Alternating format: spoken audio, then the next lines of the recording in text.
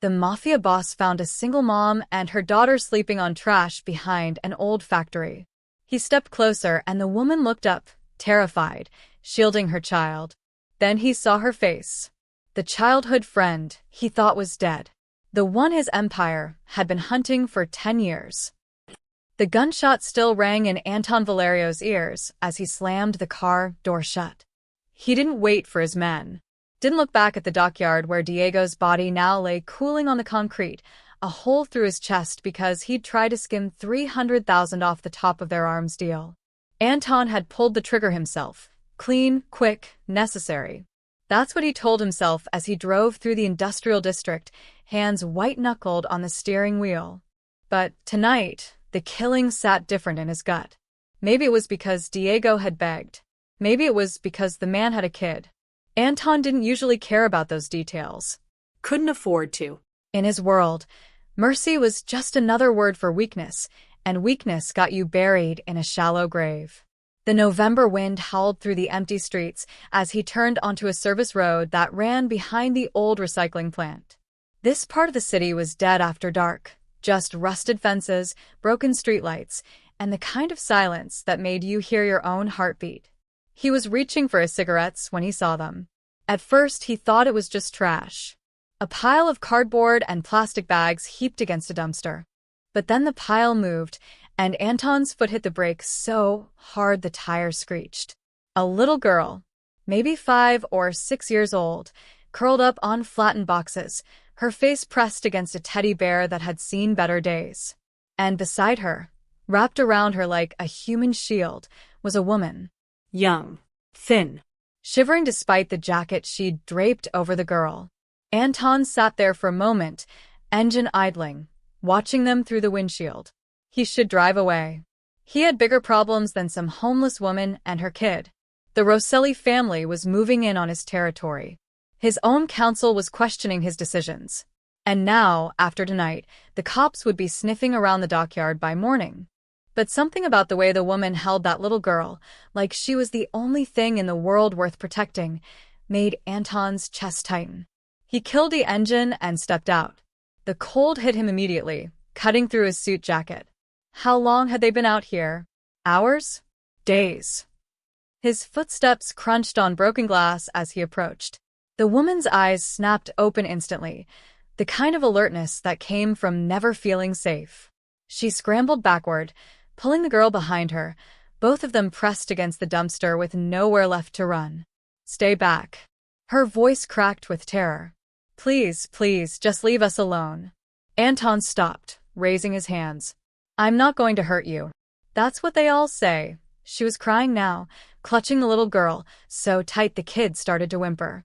Please. We'll leave. We'll go somewhere else. Just don't take my daughter. Please. I'll do anything, just don't hurt her. The desperation in her voice was raw, primal. Anton had heard people beg before, plenty of times. But this was different. This wasn't someone begging for their own life. This was a mother willing to trade her soul to save her child. He took a step closer, hands still raised. I'm not taking anyone. The woman's face tilted toward the streetlight, and Anton's words died in his throat. No. It couldn't be. His mind was playing tricks on him. Had to be. Because the woman staring at him with those wide, terrified eyes, the sharp cheekbones, the scar above her left eyebrow, the way she bit her bottom lip when she was scared. Lila? Her name came out as barely a whisper. The woman froze. For a second, just a second, recognition flashed across her face. Then it was gone, replaced by something harder, colder. You have the wrong person. Her voice was flat now, emotionless. We're nobody. Just let us go. But Anton was already moving forward, and she was already collapsing. Her legs gave out like someone had cut the strings. The little girl screamed as her mother crumpled to the ground, and Anton barely caught her before her head hit the pavement. Mama. The girl was sobbing, trying to shake her mother awake. Mama, please. Wake up. Anton's heart was hammering as he looked down at the woman in his arms. Even unconscious, even rail-thin and covered in grime, there was no mistaking her. Lila Moreno. The girl who used to sneak him sandwiches when his father locked him in the basement. The girl who taught him how to tie his shoes and told him stories about places where people didn't hurt each other. The girl who disappeared 10 years ago after being accused of stealing $500,000 from the Valerio syndicate. The girl he'd been told was dead. Lady, please wake up. The little girl was hitting his arm now, tears streaming down her dirty face. You're hurting her. Let go. Anton looked at the kid, really looked at her, and his blood ran cold. Dark hair, brown eyes, a small, distinctive scar above her left eyebrow. Just like Lila's. What's your name? He asked, his voice rough. The girl glared at him through her tears. I'm not telling you anything. You're one of the bad men. I'm not. Anton stopped himself. Was he? Look, your mom is sick. She needs a hospital. No. The girl threw herself across Lila's body. No hospitals. They find you at hospitals. That's what Mama says. They. Anton's jaw clenched. Who's they? The girl just shook her head, sobbing harder. He didn't have time for this. Lila's pulse was weak, her breathing shallow. Whatever was wrong with her, it was bad. And sitting here on a service road behind a recycling plant wasn't going to help. Anton scooped Lila up in his arms. God, she weighed nothing, and started toward his car. The little girl scrambled after him, still crying, still hitting his legs with her small fists. Put her down. You can't take her. Put her down. Get in the car, Anton said, popping the back door open with his elbow. Now. No. He laid Lila across the back seat as gently as he could, then turned to the girl. She was standing in the middle of the road, shaking, looking at him like he was a monster. Maybe he was. You can come with us, Anton said quietly, or you can stay here in the cold. But I'm taking your mother to a hospital whether you like it or not. The girl looked at Lila's unconscious form, then back at Anton. Then, slowly, she climbed into the car and pressed herself against the door as far from him as she could get. Anton slid behind the wheel and pulled out his phone, dialing as he started the engine. Marcus. I need the private hospital on 5th.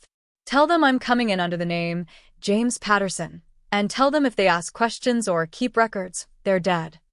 He hung up before Marcus could respond and pressed the accelerator. In the rearview mirror, he could see the little girl holding her mother's hand, whispering something he couldn't hear. And all Anton could think was, what the hell happened to you, Lila? The hospital smelled like antiseptic and lies. Anton paced outside the emergency room, ignoring the stares from the night staff. His suit was wrinkled, his hands still dirty from carrying Lila in from the car.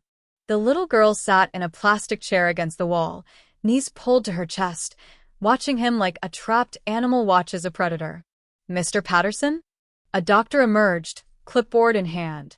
Young guy, nervous. Good. Nervous meant he'd keep his mouth shut. Your wife is stable. Severe malnutrition, dehydration, exhaustion. We're giving her fluids, and she's not my wife. The doctor blinked. Oh. I apologize. The paperwork said. I don't care what the paperwork says. When can I see her? She's still unconscious, but you can go in. Room 347. The doctor glanced at the little girl. Should we examine the child as well? No. The girl's voice was sharp, panicked. She pressed herself harder against the wall. Anton held up a hand. Later. Let me talk to her mother first. The doctor nodded and disappeared down the hallway.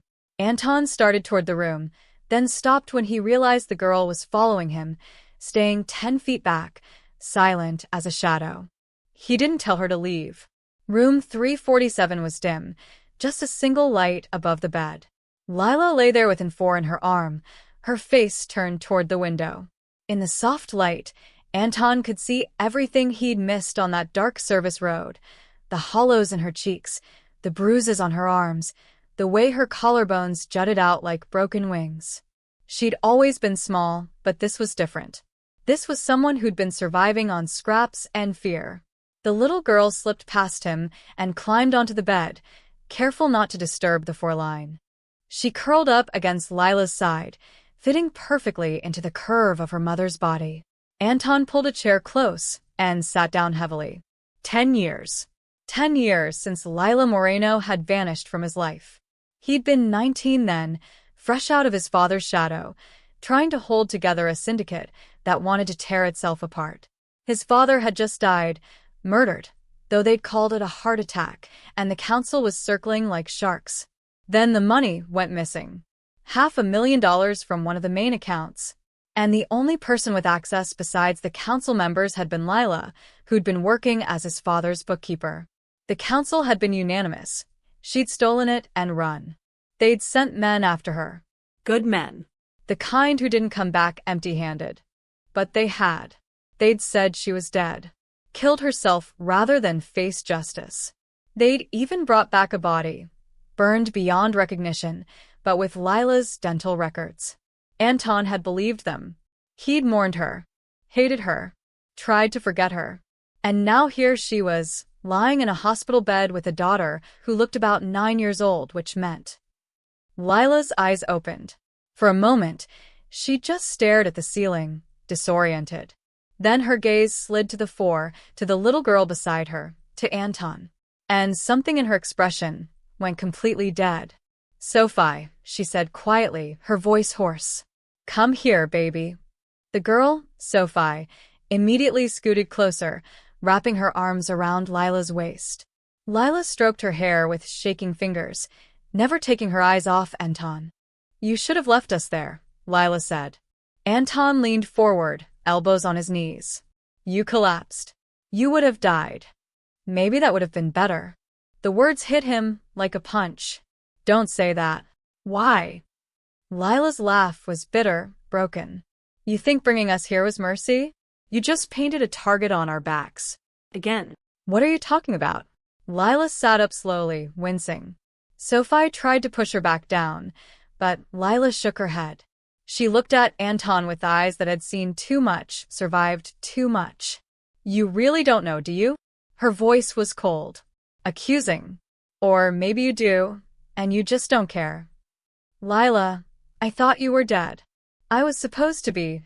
She touched Sophie's face, smoothing back her hair. "Your men made sure of that. Or they tried to." Anton's chest tightened. "My men didn't." "Didn't what?" "Hunt me down like an animal? Burn my apartment with me inside it? Your council sent them, Anton. On your father's orders first, then yours after he died. I never ordered anyone to hurt you." "You didn't stop them either." Lila's voice cracked, and Sophie started crying. She immediately softened, pulling her daughter close. "It's okay, baby. It's okay. Mama's here." Anton stood up, his mind racing. If what she was saying was true, if the council had lied about her death, lied about the money. "Tell me what happened," he said. "All of it." Lila looked at him for a long moment. Then she shook her head.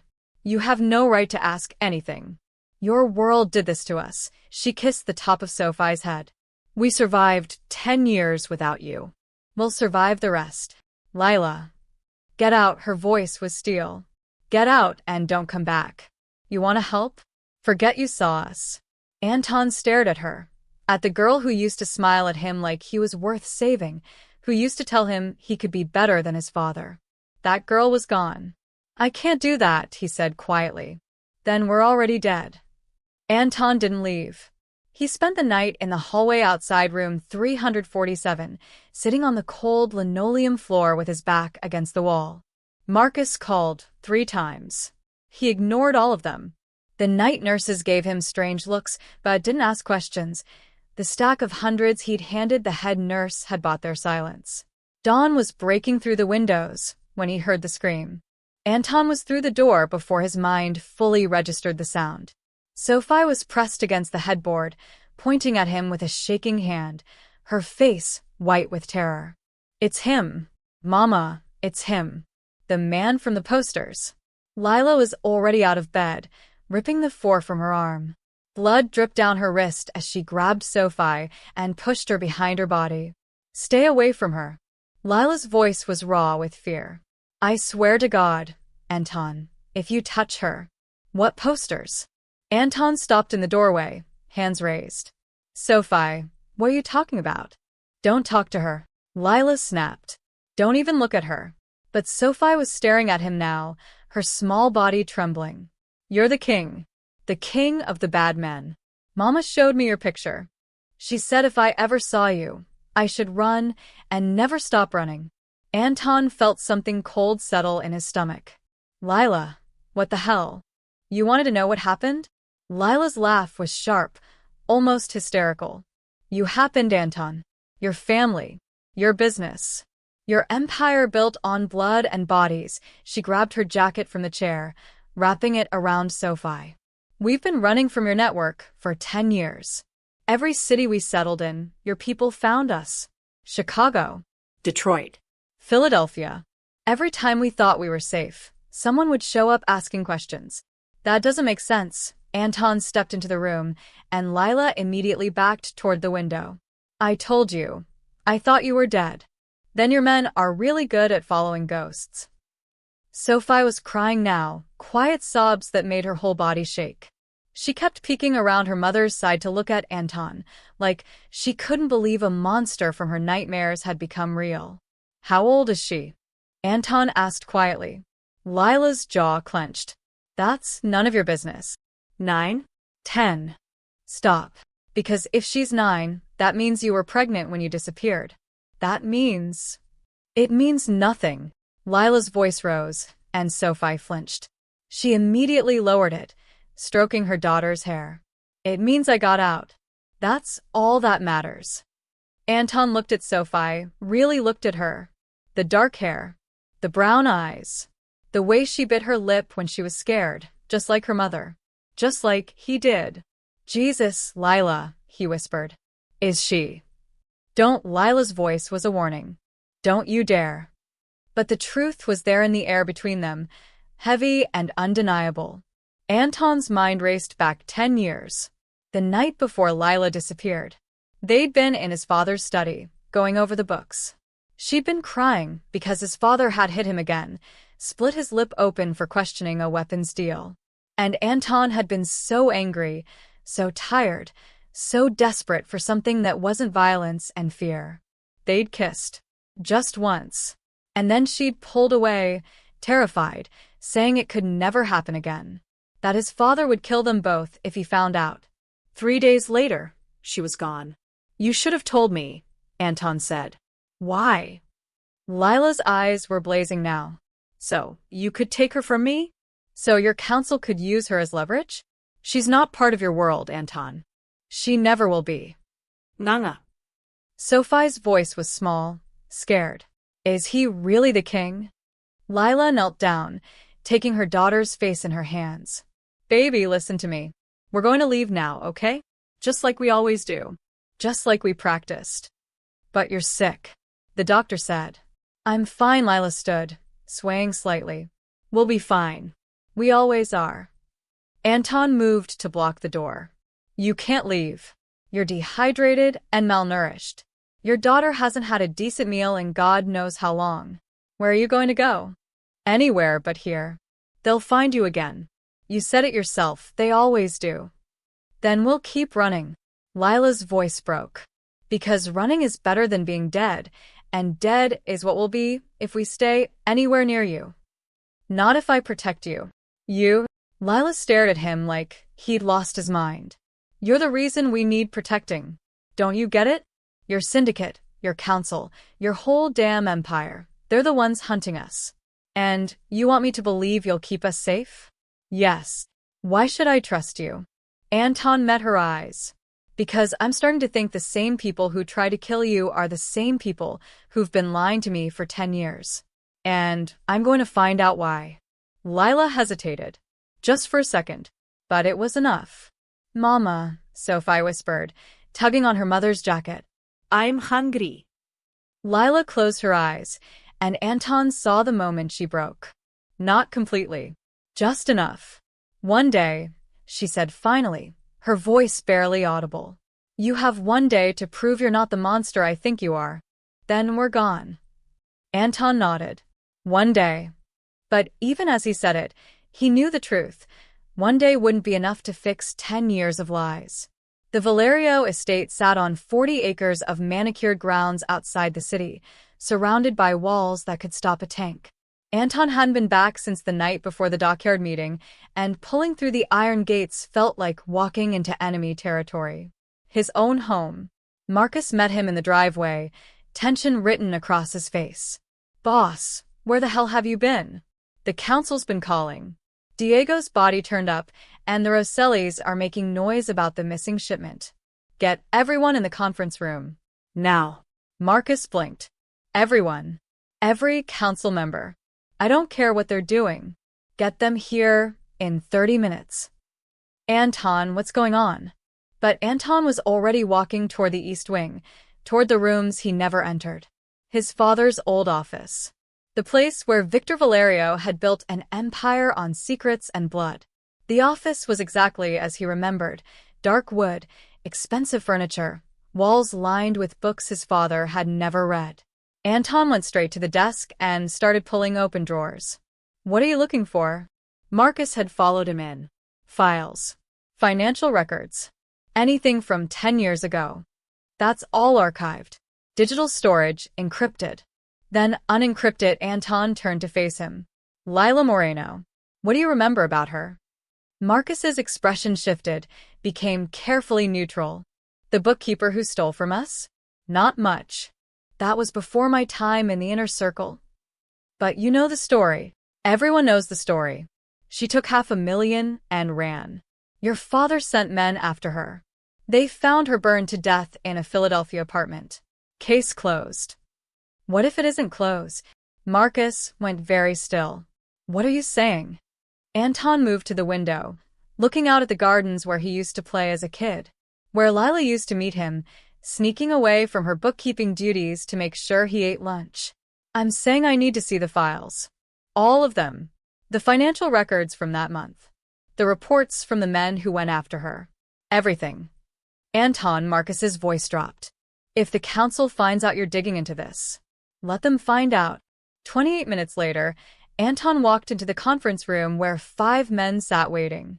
These were the pillars of his empire, the ones who'd supported his father, then transferred their loyalty to him when Victor died. Robert Castellano, 56, arms and logistics. Thick neck, thicker wallet. David Chun, 48, money laundering and overseas connections. Always smiling, never joking. Thomas Ricci, 61, enforcement and security. Ex-military, current psychopath. James Gallagher, 53, political connections and legal cover. Smooth as oil, twice as dirty. And Vincent Russo, 64, the oldest and most powerful. The one who'd been Victor's right hand, who'd guided Anton through those first brutal years. They all looked annoyed at being summoned. "Gentlemen," Anton said, taking his seat at the head of the table. "Let's talk about Lila Moreno." The temperature in the room dropped 10 degrees. Vincent leaned back in his chair. "That's ancient history, Anton. Why bring up old ghosts?" "Because I want to understand what happened. Walk me through it." Robert exchanged glances with David. "You already know what happened. She stole $500,000 from the main operating account. Your father found out, sent men after her. She's dead. End of story. Humor me. Where exactly did the money go?" "Offshore accounts," James said smoothly. "Cayman Islands. We traced it that far. Then the trail went cold." "And the men who found her?" "Tommy Rodriguez and Jake Sullivan." Thomas spoke for the first time, his voice flat. "Good soldiers. They tracked her to Philadelphia, found her in an apartment. She'd barricaded herself in, set a fire rather than face interrogation. They barely got out themselves." Anton nodded slowly. "And the body?" "Burned beyond recognition," Vincent said. "The dental records confirmed it was her." "Interesting." Anton pulled out his phone and set it on the table. "Because I have a hacker who just spent the last 3 hours breaking into our archived financial systems. And he found something fascinating." The room went very quiet. "That $500,000? Anton continued. "It didn't go to the Cayman Islands. It went to 3 separate accounts belonging to shell corporations registered to dummy names. Corporations that, when traced back far enough, connect to people in this room. That's impossible, David said, but his smile had vanished. Is it? Anton stood up, planting his hands on the table. Because my hacker also found purchase records, real estate, stock portfolios, all bought in the weeks after Lila disappeared, all adding up to about $500,000. Vincent's face had gone pale. Anton, you need to be very careful about what you're accusing us of. I'm not accusing. I'm stating facts. Anton looked at each of them in turn. You framed her. You stole that money and blamed it on a 20-year-old girl who couldn't fight back. And when she found out, you tried to kill her. This is insane, Robert growled. Where is this coming from? It's coming from the fact that Lila Moreno isn't dead. The silence that followed was absolute. Thomas was the first to move, his hand sliding toward his jacket. Anton had his gun out before Thomas's fingers touched metal. Don't. Thomas froze. She's alive, Anton continued, his voice deadly calm. And she's been running from your men for 10 years. Men I never authorized. Operations I knew nothing about. Which means you've been running a shadow network under my nose this entire time. Vincent stood slowly. Put the gun down, Anton. Let's talk about this like civilized people. Civilized? Anton laughed, the sound harsh. You tried to murder an innocent woman. You've been lying to me for a decade. And you're still sending people after her. She has evidence, James said quietly. Evidence that could destroy everything we've built. Evidence of what? The 5 men exchanged looks. Finally, Vincent sighed. Your father wasn't just running guns and drugs, Anton. There were other operations. Things we kept from you because you were young, idealistic. Things Lila discovered. What things? It doesn't matter, Thomas growled. What matters is she needs to disappear. Permanently. And if you're protecting her, then what? Anton's finger tightened on the trigger. You'll kill me too. No one answered. And in that silence, Anton realized the truth. He'd never really been in control. He'd been a puppet king, and these men had been pulling the strings all along. Get out, he said quietly. All of you. And if I find out you've gone anywhere near Lila or her daughter, I'll kill you myself. They left, but Anton knew it wasn't over. It was just beginning. Anton returned to the hospital at dawn to find Lila sitting in the garden courtyard, wrapped in a thin blanket. Sophie was asleep on the bench beside her, head in her mother's lap. He'd brought food, real food, not hospital cafeteria garbage. Sandwiches, fruit, juice boxes for Sophie. Lila's eyes tracked the bag in his hands, but she didn't reach for it. You came back, she said flatly. I said I would. He set the bag on the bench. You should eat. I should run, but she didn't move. Just kept stroking Sophie's hair with mechanical precision. That's what we always do. Stay too long in one place and they find us. Anton sat on the opposite bench, giving her space. The morning was cold, fog rolling through the garden like ghosts. I talked to my counsel last night. Lila's hand stilled. And you were right. They lied to me. About the money. About your death. About everything. Congratulations. You figured out your empire is built on lies. Her voice was bitter. What do you want to meddle? I want the truth. All of it. Lila looked at him for a long moment. Then she laughed, a broken, painful sound that made Sophie stir in her sleep. The truth? She shook her head. Fine. You want the truth? Your father was running a human trafficking operation. Young girls, mostly. Some from Eastern Europe, some from South America. He'd bring them in through the ports, sell them to the highest bidder. And your precious counsel, every single one of them, was in on it.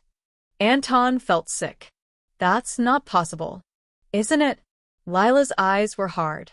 Think about it, Anton. All those special shipments your father handled personally. All those locked warehouses you were never allowed to enter. All those offshore accounts that didn't match up with the drug and weapons money.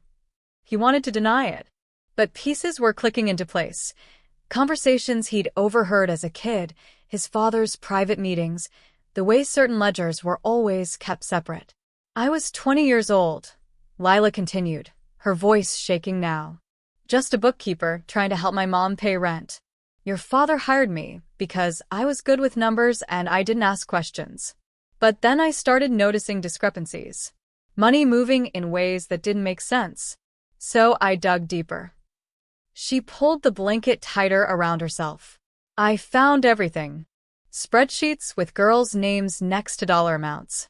Shipping manifests disguised as furniture imports.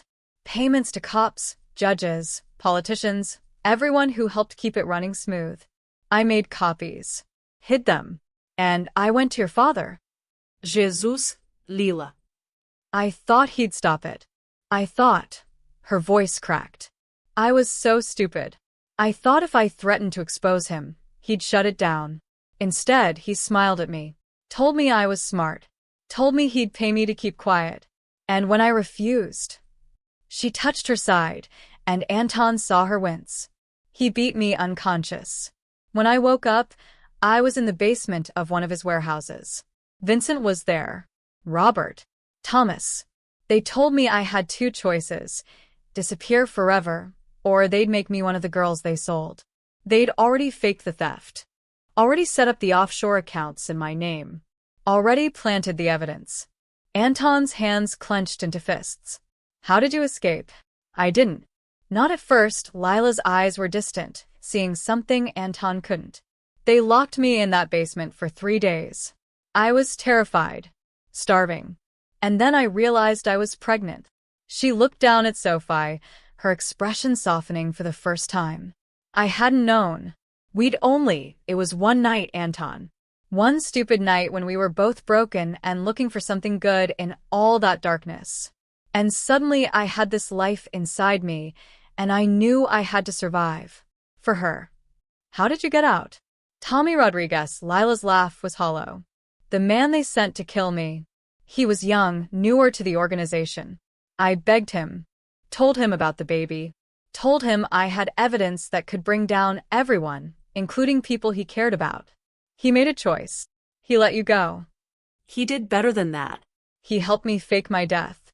Set fire to that apartment with someone else's body inside, a Jane Doe from the morgue he had access to. Switched the dental records. As far as the Valerio syndicate knew, I burned alive. Anton remembered Tommy. Good kid. Loyal. He died 2 years later in a gang war. Or at least, that's what they'd been told. But it didn't end there, Lila continued. I ran. Chicago first, working under fake names, constantly moving. But they kept finding me. Not all at once, sometimes months would go by. Then someone would ask the wrong questions. Show my picture around. And we'd have to run again. They've been hunting you for 10 years. Not hunting. Watching. Lila's voice dropped. Making sure I never got comfortable. Never had time to think about using that evidence. They wanted me scared, powerless, focused only on survival. And it worked. Sophie started to wake up, making small sounds. Lila immediately shifted into mother mode, smoothing her daughter's hair, whispering soothing words. Anton watched them and felt something break inside him.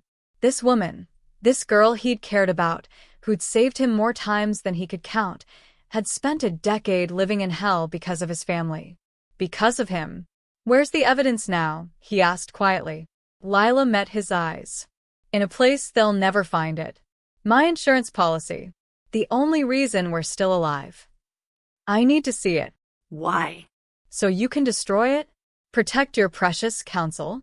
No, Anton leaned forward. So I can burn them all down. The first gunshot shattered the garden's peace at 9:47 a.m. Anton's instincts kicked in before his mind registered the sound. He grabbed Lila and Sophie, pulling them down behind the concrete bench as bullets chewed through the rose bushes where they'd been sitting. Stay down, he shouted, drawing his weapon. Sophie was screaming. Lila covered her daughter's body with her own, eyes wide with a kind of terror that came from knowing this moment would arrive eventually. How did they find us? Lila gasped. Anton's mind raced. The forged hospital records. The fake name. He'd been so careful, but careful didn't matter when you were dealing with people who had unlimited resources and no conscience. Another volley of gunfire. The hospital windows above them exploded, raining glass down on the courtyard. Somewhere inside, people were screaming. Anton counted the shots. 3 shooters, maybe 4. Professional spacing. This wasn't some random hit, this was a tactical team. His phone buzzed. Marcus. They're inside the building. Marcus's voice was tight. 2 at the front entrance, 2 coming through the parking garage. I'm 3 minutes out with backup. We don't have 3 minutes. Anton scanned the courtyard. They were pinned down, completely exposed. The only exit was through the building, which meant running straight toward the shooters. Unless. The maintenance tunnel, he said, remembering the hospital blueprints he'd studied last night. Every major building had them. Underground passages for utilities and emergency access. Lila stared at him. What? There's a service entrance, near the west wall. Leads to underground tunnels. He fired 3 shots toward the garden entrance, buying them seconds. Can you run? I don't have a choice. Anton grabbed Sophie, lifting her into his arms despite her struggles. Don't fight me, kid. I'm trying to save your life. Let go of her. Lila was reaching for her daughter, panic overriding reason. Lila, focus. Anton's voice cut through her fear. I need you to stay right behind me. Don't stop, don't look back. Understand? She hesitated, then nodded. They moved. Anton ran low, using the benches and planters for cover. Behind them, bullets sparked off concrete. Sophie had her face buried in his shoulder, her small body rigid with fear. Lila kept pace, her breathing labored but steady. The service door was locked. Anton shot the handle off and kicked it open, revealing a narrow stairwell descending into darkness. Go, go, go. They plunged into the shadows just as more gunfire erupted behind them. Anton slammed the door shut and shoved a metal trash can against it. Wouldn't hold long, but it might buy them 30 seconds. The tunnel was exactly as he'd pictured. Concrete walls, exposed pipes, emergency lighting casting everything in red. The air smelled like mold and chemicals. Which way? Lila gasped. Anton oriented himself. The tunnel should run east-west, with exits at either end. East led to the main street, too exposed. West led to the old industrial district. West. Come on. They ran through the tunnel, Sophie bouncing in Anton's arms. Behind them, the service door crashed open. Footsteps echoed in the confined space. They're coming. Lila's voice was raw with fear. Anton spotted a junction ahead. The tunnel split into 3 directions. He made a split-second decision, veering right into a narrower passage. The walls here were older, the lighting sporadic. Anton. Lila stumbled, her strength finally giving out. He couldn't stop, couldn't slow down. But he saw her faltering, saw the way her legs were shaking. Almost there, he lied. Just a little further. More gunshots. Closer now. A bullet ricocheted off the pipes above their heads, and Sophie screamed. Then Anton saw it, a ladder leading up to a maintenance hatch. Freedom. Up. He set Sophie down and practically threw Lila at the ladder. Climb. She didn't argue. Started climbing with her daughter right behind her. Anton turned back, firing blind into the tunnel to slow their pursuers. For shots left in his magazine. The hatch opened above him, gray daylight flooding in. Lila's face appeared, reaching down. Come on. Anton grabbed the ladder and climbed. Behind him, 2 figures rounded the corner. He fired twice without looking, heard someone curse. 2 shots left. He emerged into an alley behind an abandoned factory. Lila was already pulling Sophie away from the hatch. Anton slammed it shut and looked around desperately for something to block it with. A dumpster. He ran to it, started pushing. It was full, heavy, but adrenaline gave him strength he didn't know he had. The hatch started to open. Anton shoved harder. The dumpster moved 6 inches. A foot. The hatch pushed up against it, but couldn't open fully. Run. Anton grabbed Lila's hand, and they ran. They made it 3 blocks before Lila collapsed against a brick wall, her breathing coming in ragged gasps. Sophie was crying, clutching her mother's jacket. Anton checked behind them. No pursuit. Yet. He pulled out his phone and called Marcus. Where are you? 5 blocks from the hospital. Anton, it's a bloodbath. They killed 3 nurses, 2 security guards. Meet us at the old Rivera safe house. The one from '08. And Marcus? Don't tell anyone where we're going. Boss, the council needs to know. The council sent them. Anton looked at Lila, saw the way she was shaking. We're on our own. He hung up and knelt beside Lila. For the first time, he saw her guard completely down. She wasn't angry anymore, just terrified, exhausted. You saved us, she whispered. I put you in danger in the first place. No, she reached out, her hand finding his. You risked yourself. For us. I saw you, Anton. The way you covered Sophie. The way you... She stopped, her certainty cracking. And Anton realized. She was starting to believe him. The Rivera safe house sat 15 miles outside the city, hidden at the end of a dirt road that wound through thick pine forests. It had belonged to Anton's mother before she died, a place she'd escaped to when his father's violence became too much to bear. Anton hadn't been here in 8 years. The key was still under the third porch step, wrapped in plastic. His mother's small rebellion, keeping something his father didn't control. Anton unlocked the door and ushered Lila and Sophie inside. The place was dusty but intact. 2 bedrooms, a kitchen, a living room with furniture covered in white sheets.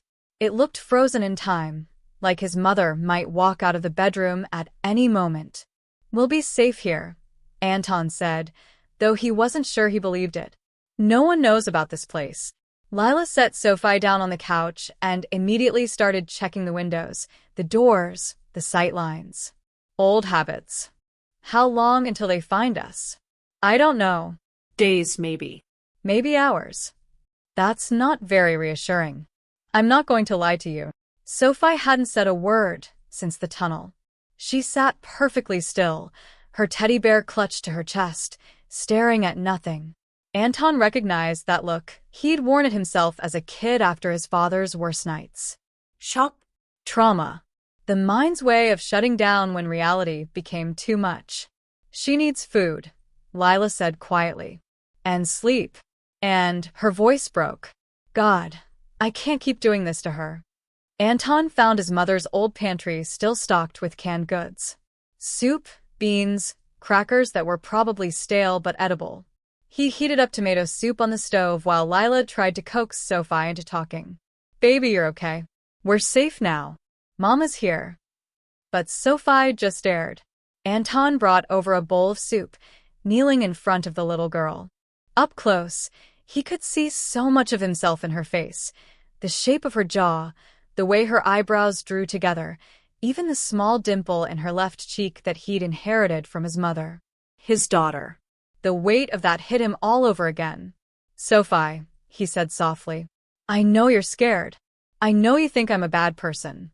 And maybe you're right. But I promise you, I'm not going to let anyone hurt you. Not ever again.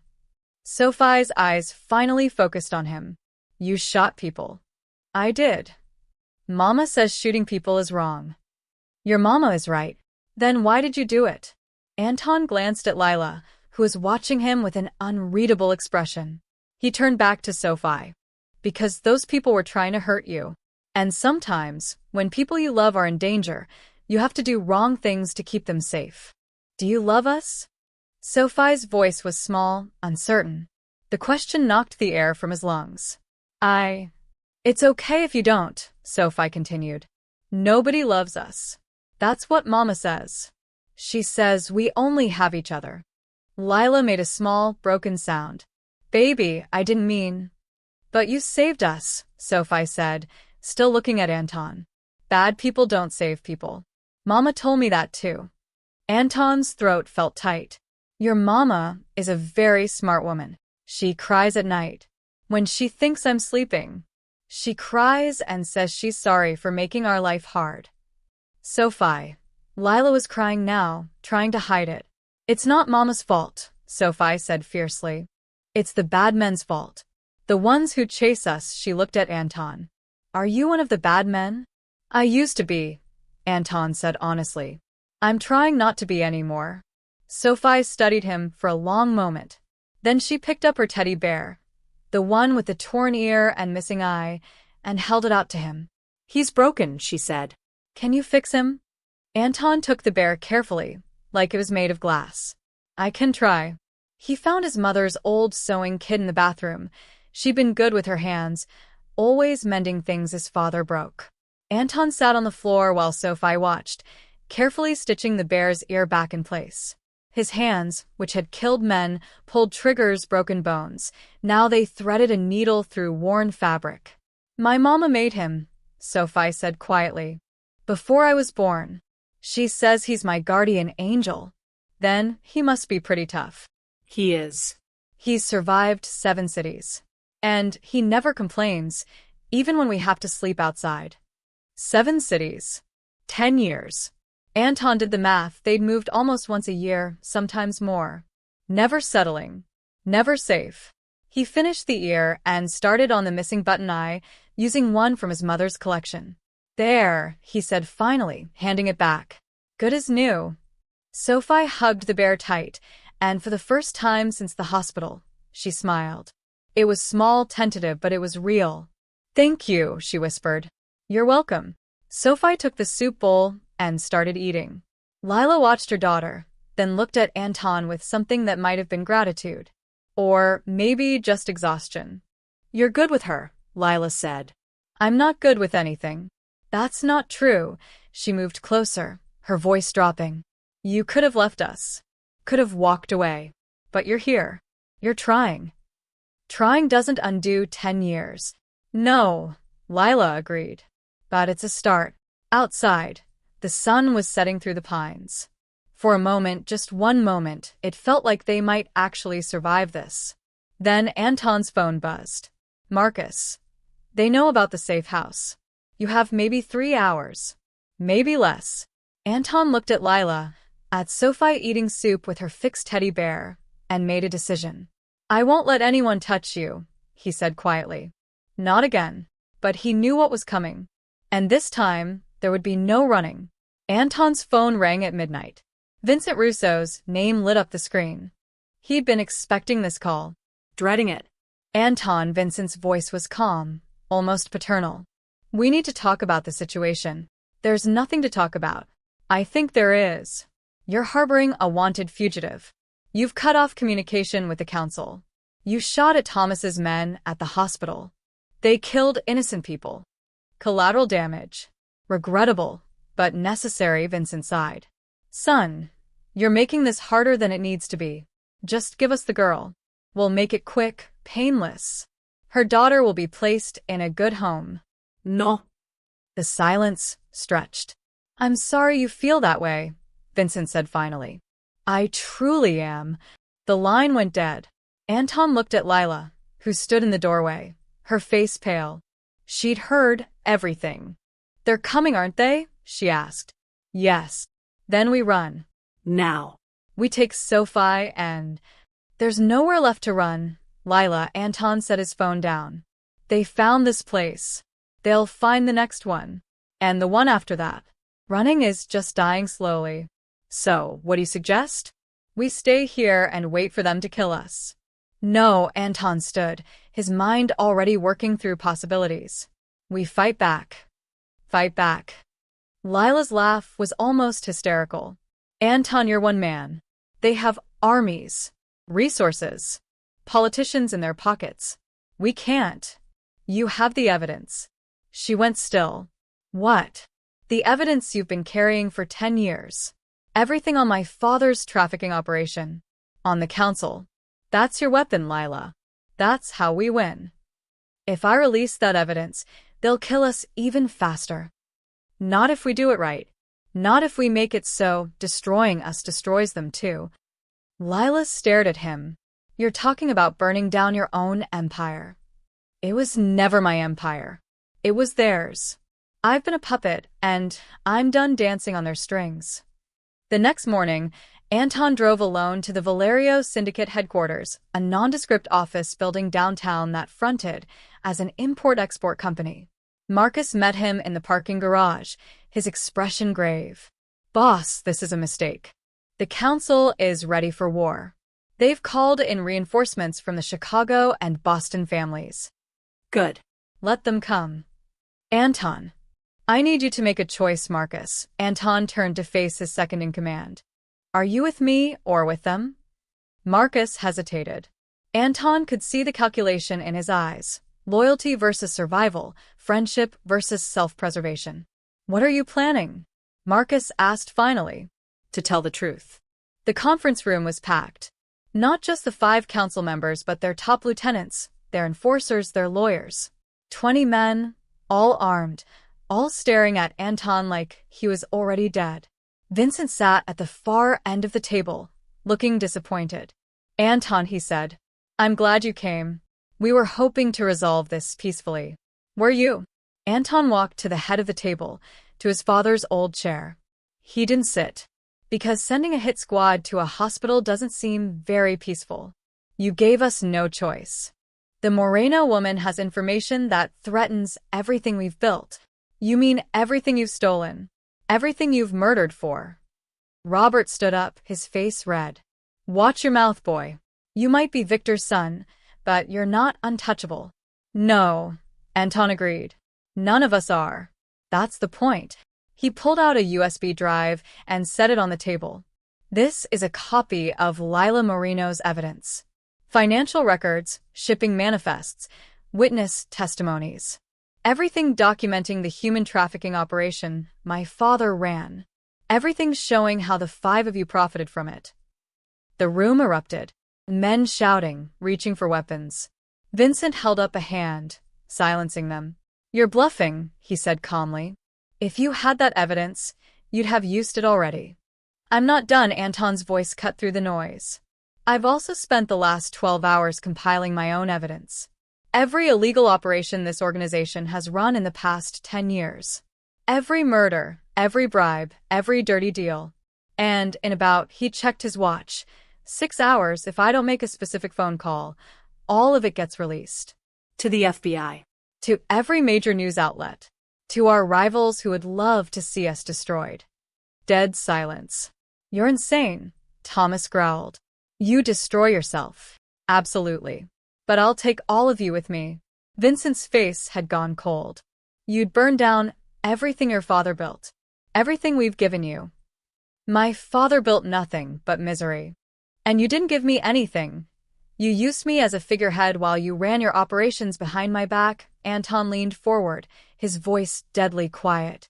For 10 years, you've hunted an innocent woman and her child. You've killed. You've lied. And you did it all in my name. So yes, Vincent. I'm going to burn it all down. Then you'll die too, David said. Maybe. But at least I'll die clean. James stood slowly, his hand moving toward his jacket. You really think we're going to let you walk out of here? Anton pulled his gun, aiming it at Vincent. You're going to let me walk out. And you're going to leave Lila and her daughter alone. Because if anything happens to them, if they so much as get a parking ticket, everything gets released. And if something happens to you? Vincent asked. Then it gets released automatically. I've set up a dead man switch. No control. The information goes out to everyone. Robert slammed his fist on the table. This is treason. No, Anton said. This is justice. He backed toward the door, gun still trained on Vincent. You're making a mistake, Vincent called after him. You can't win this fight. Watch me. Anton left the building knowing he'd just declared war on the most dangerous men in the city. But for the first time in 10 years, he felt like he was finally on the right side. Anton returned to the safe house to find Lila pacing like a caged animal. Sophie was asleep on the couch, finally exhausted enough to rest despite everything. Well, Lila whispered. What happened? I made them an offer they couldn't refuse. Anton locked the door behind him, checking the windows out of habit. And they refused it anyway. Anton. They're coming for us, Lila. All of them. I've bought us maybe a day, maybe less. He turned to face her. I need that evidence. All of it. Now. Lila's hand went instinctively to her jacket pocket. If I give this to you, you're not giving it to me. We're using it together. Anton moved closer, his voice urgent. I told them I'd release everything if they touched you. But they don't believe I actually have it. They think I'm bluffing. Are you? Not anymore. Show me what you've been protecting all these years. Lila hesitated, her fingers closing around something in her pocket. Finally, she pulled out a small USB drive on a chain around her neck. She'd been wearing it this whole time, hidden under her shirt. This is it, she said quietly. This is why we've been running. Why people have died. Why, her voice broke. Why my daughter doesn't know what it's like to have a home. Anton took the drive carefully, like it might explode. In a way, it would. He plugged it into his laptop and started scrolling through the files. What he saw made his stomach turn. Spreadsheets with names. Girls as young as 13, some even younger. Countries of origin, dates of arrival, prices paid. Names he recognized, politicians, business leaders, people his father had called friends. Shipping manifests disguised as furniture imports, but the details were too specific. Heights, weights, ages. Not furniture. People. Bank transfers. Millions of dollars moving through shell corporations, ending up in accounts belonging to Vincent, Robert, Thomas, David, James. And his father. Always his father. Then he found the photos. Girls in cages. Girls bruised and broken. Girls who looked at the camera with eyes that had already died. Anton had to stop, push the laptop away, breathe. He'd known his father was a monster. But seeing the proof, seeing the faces of the people his family had destroyed, made it real in a way that turned his insides to ice. I can't look at these anymore, Lila said from behind him. She was crying silently. I've seen them 1,000 times and I still can't. How did you get all this? Your father kept paper records. Old school, hard to trace. I found them in his office, photographed everything. Then I hacked his computer, found the digital files. Took me 3 months, she wiped her eyes. I kept thinking I'd find something that proved it wasn't as bad as it looked. Some explanation that made sense. But it just kept getting worse. Anton scrolled further. Witness statements from girls who'd escaped. Testimonies describing the warehouses, the handlers, the clients. One girl described Vincent Russo personally, selecting her from a lineup. Another described Thomas Ricci beating her friend to death for trying to run. There's more, Lila said quietly. Keep going. The next folder made Anton's blood run cold. Video files. Security footage from the warehouses. And in one of them, dated 11 years ago, was his father, Victor Valerio, walking through a facility filled with cages. Smiling. Shaking hands with buyers. I've shown this to 3 journalists over the years, Lila said. One disappeared. One published the story and was killed in a car accident 2 days later. The third told me to lose his number and never contact him again. Because they were protecting themselves. Because your family's reach is that far. Even now, with your father dead, the network is still running. Different faces, same business. She sat down beside him. That's why the council wants me dead so badly. It's not just about what your father did. It's about what they're still doing. Anton looked at her sharply. What do you mean? Keep scrolling. He did. The files got more recent. The past 5 years. Then 3 years. Then last year. New names. New transactions. But the same accounts. The same shell corporations. They didn't stop when your father died, Lila said. They just got better at hiding it. And they kept me running so I'd be too scared to look closely, too busy surviving to realize they were still operating. Anton felt physically sick. All this time, while he thought he was cleaning up his father's legacy, building something different, they'd been running the same horror show right under his nose. How many? He asked, his voice barely audible. How many what? How many girls? Total. How many lives did they destroy? Lila was quiet for a long moment. Over 300. That I know of. The real number is probably higher. 300. Anton closed his eyes. 300 daughters. 300 people with families, dreams, futures. All of them stolen. Sold. Destroyed. And he'd been the face of the organization that did it. I'm sorry, Lila said. I know he was your father. Don't, Anton's voice was hard. Don't apologize for showing me the truth. He looked at Sophie, still sleeping on the couch. She was the same age as some of the girls in those photos. Could have been one of them, if circumstances had been different. We're releasing it all, he said. Everything. Tonight. Anton, if we do that, we burn down the whole empire. I know, he turned to her.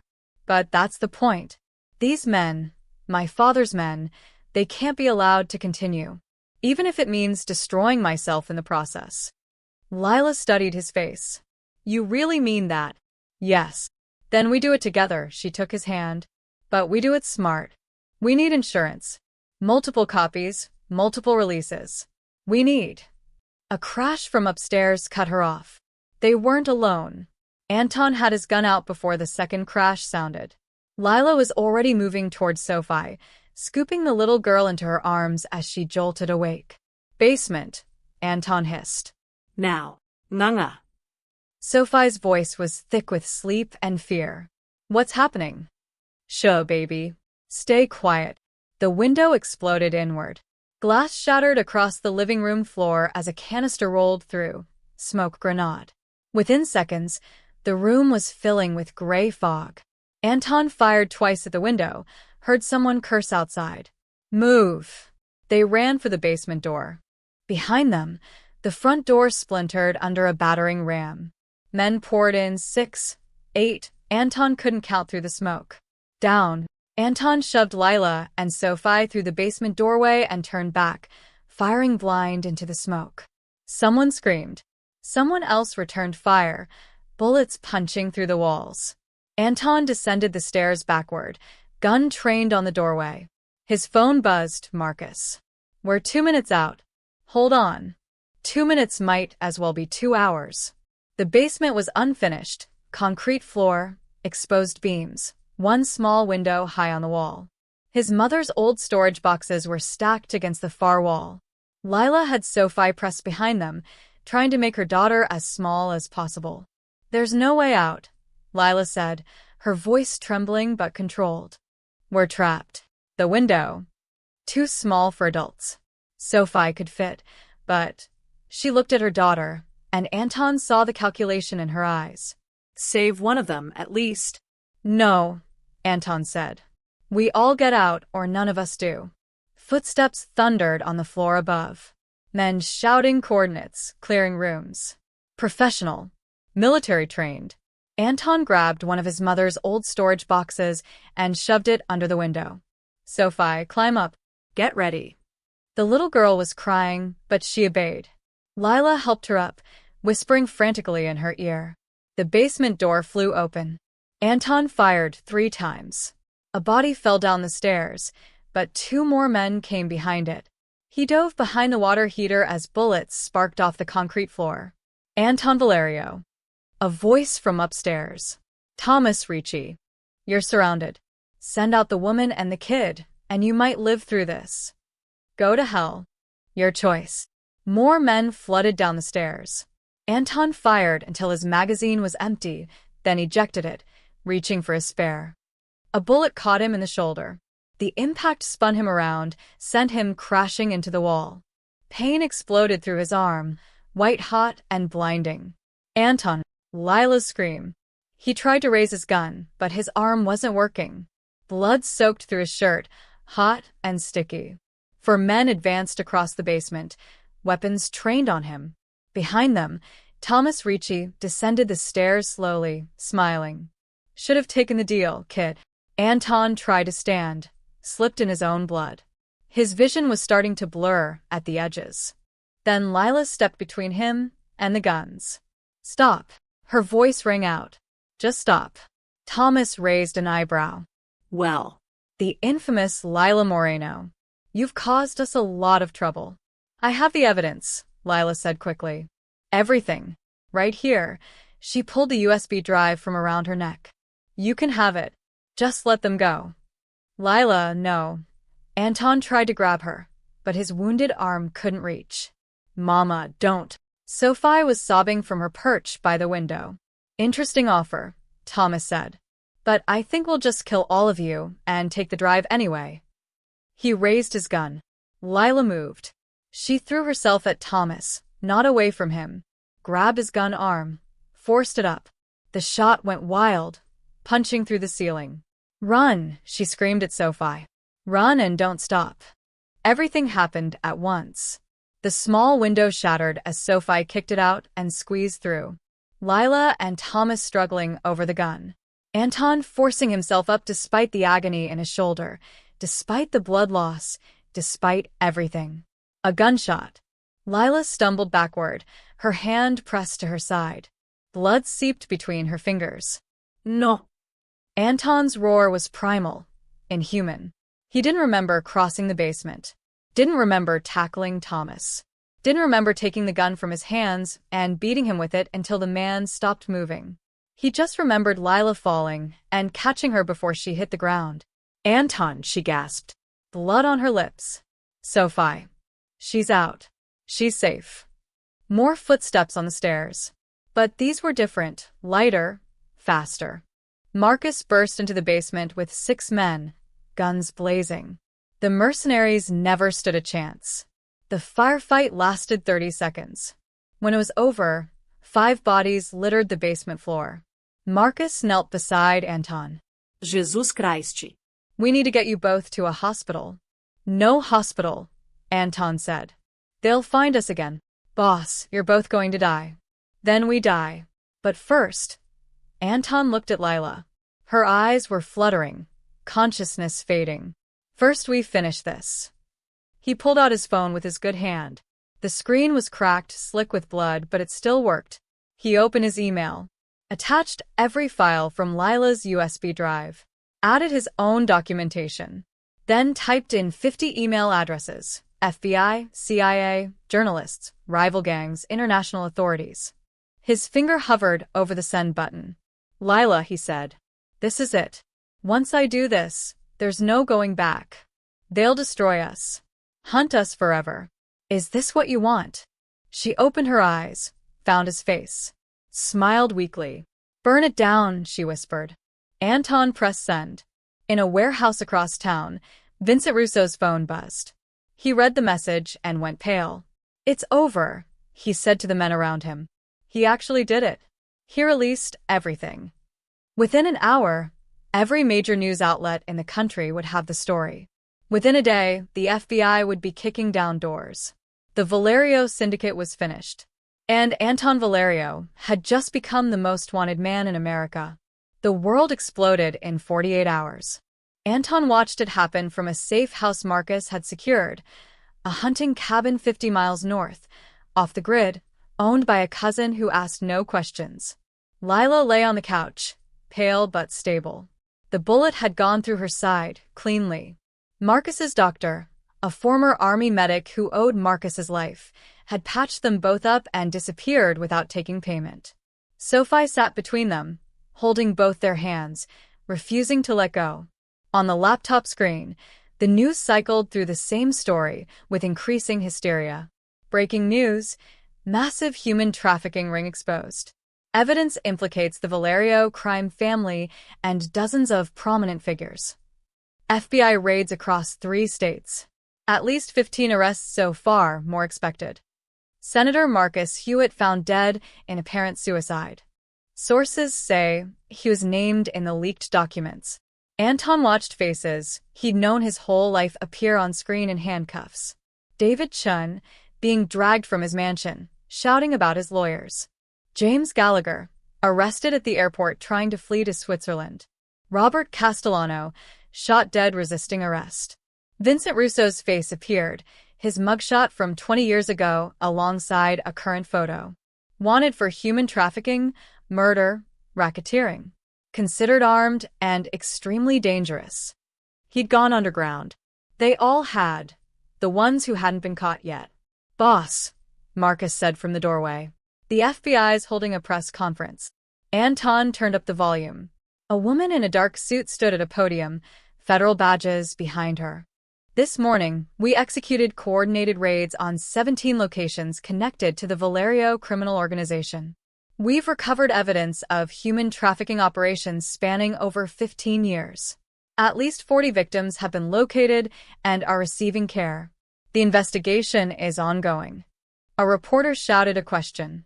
Is it true Anton Valerio provided the evidence? The agent's face remained neutral. We're not commenting on active investigations. Is Anton Valerio a cooperating witness or a suspect? Both. Anton closed his eyes. There it was. He'd burned down his father's empire, but he was still part of it. Still complicit. The law didn't care that he'd been kept in the dark. He'd benefited from the blood money. He'd given orders that protected the people who did this. They're going to arrest you, Lila said quietly from the couch. When they find you. I know. We could run. Marcus could get us fake IDs, get us across the border. No more running, Anton looked at her. I'm done running from what I am. Anton, you ran for 10 years because of me.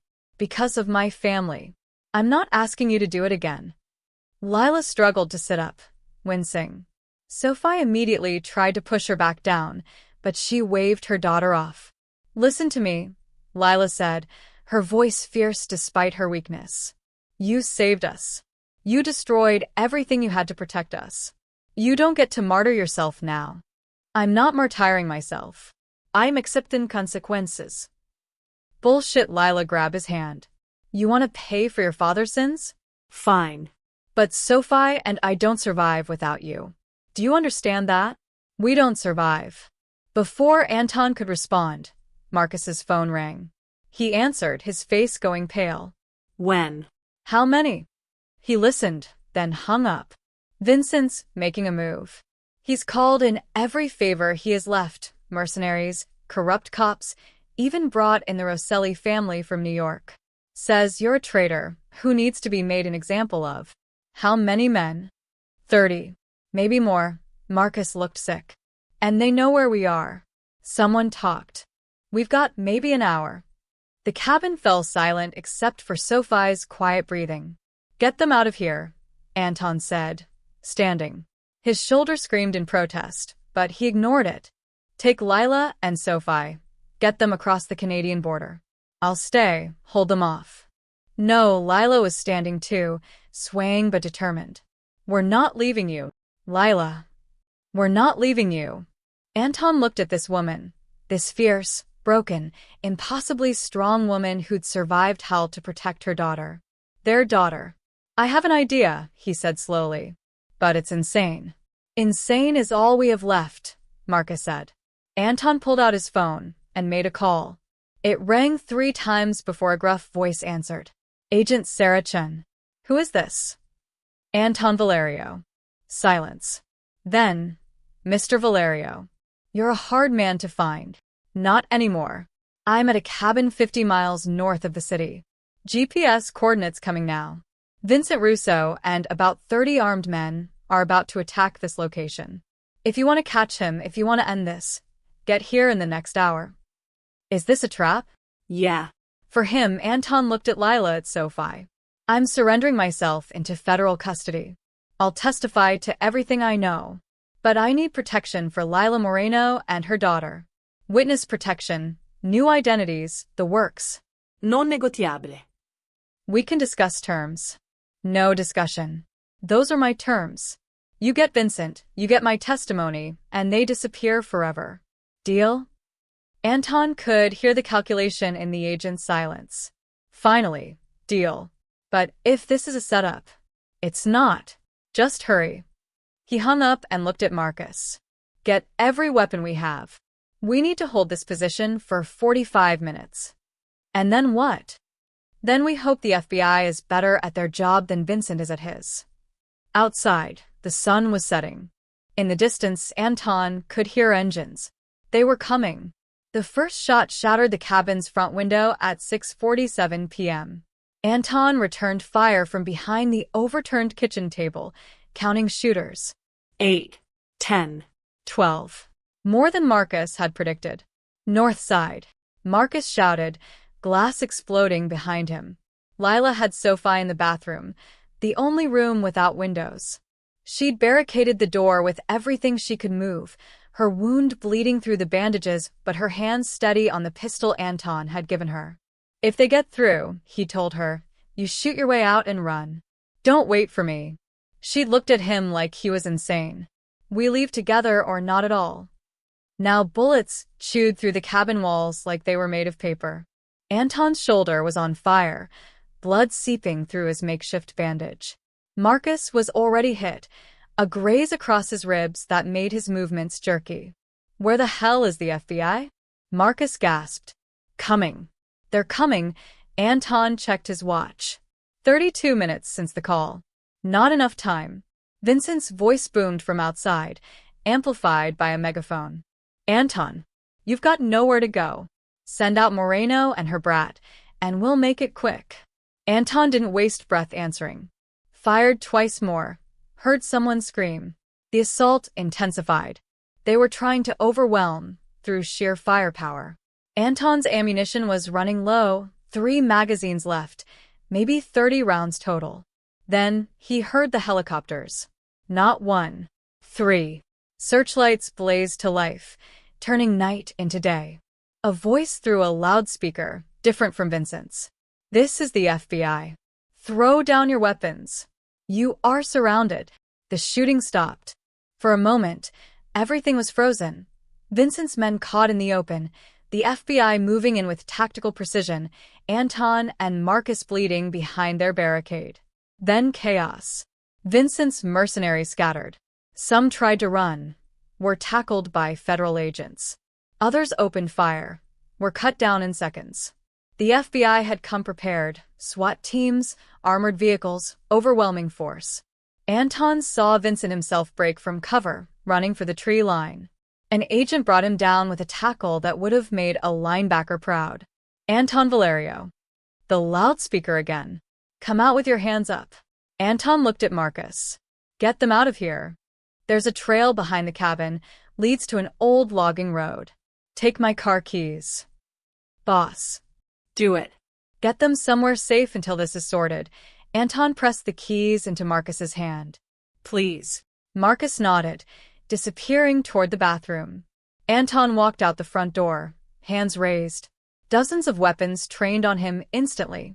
He kept moving, slow and steady, until he was on his knees in the dirt.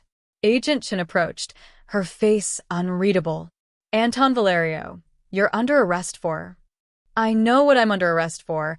Anton looked past her at Vincent, face down in the mud with 3 agents on top of him. "Is it over? For him?" Yes. "We've got 17 more in custody. The one's still alive anyway." She nodded to the medics. "Get him patched up." "Lila Moreno," Anton said as they handcuffed him. "The deal is being honored. We'll debrief her, process her testimony, then she disappears. You have my word." Anton closed his eyes, relief flooding through him. "Thank you." "Don't thank me yet. You're looking at serious prison time." "I know." They loaded him into an ambulance. Through the back window, he caught a glimpse of Marcus leading Lila and Sophie toward the trees. Sophie looked back, just once, her small hand raised in goodbye. Then they were gone. 10 days later, Canadian border. The van was 15 years old, bought for cash from a farmer who didn't ask questions. It rattled and coughed but kept moving north on Highway 11, toward the crossing at Rainy River.